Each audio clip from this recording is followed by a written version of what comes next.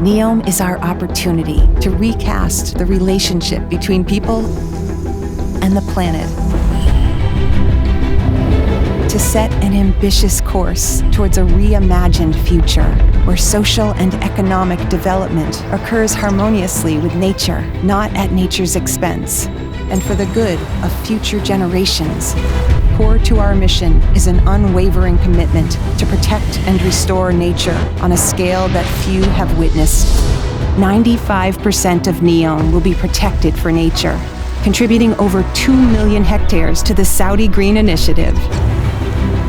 Habitats revitalized, biological diversity restored, and vast areas of land and sea rewilded.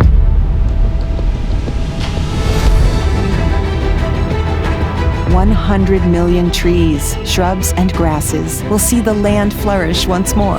1.5 million hectares of habitat will be revitalized by removing unsustainable livestock and restoring the natural groundwater. Native flora will bloom, and native wildlife will thrive. And in this protected and nurtured land, we will accelerate the return of lost species that once ruled and roamed the mountains, deserts, seas, and skies. 2 million hectares protected and nurtured for future generations and for the good of our planet. This is NEOM.